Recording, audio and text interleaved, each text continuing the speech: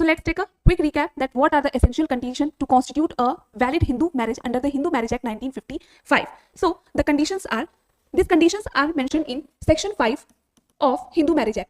Section 5 of Hindu Marriage Act 1955.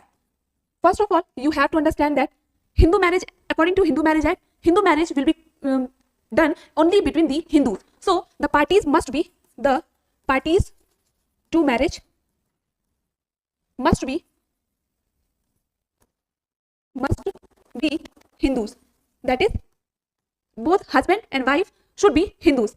Next, these conditions are divided in 5 clauses. First condition is that the marriage should not be bigamous.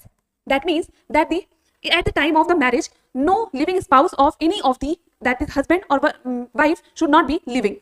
Okay. Second condition is the party should be of sound mind and capable to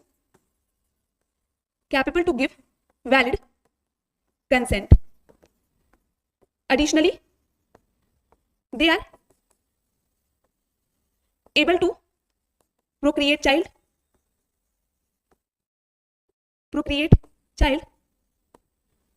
Next is age. So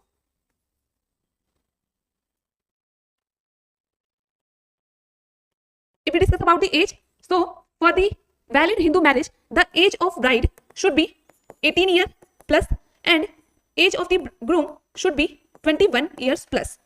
Next, fourth condition is the parties should not be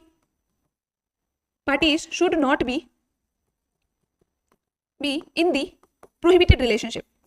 Fourth clause discuss about that.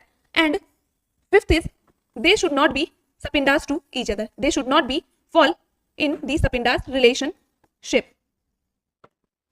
Understand? If we discuss with the fourth condition, that parties should not be in the prohibited relationship, but the condition is, but अगर parties prohibited relationship में है भी तो भी वो marriage कर सकती हैं if their customs allows to marry in the prohibited relationship, then this marriage will be valid and binding as per the Hindu Marriage Act and under the Hindu Marriage Act, because Article 13 of our Constitution recognizes that the custom should also be considered under the laws.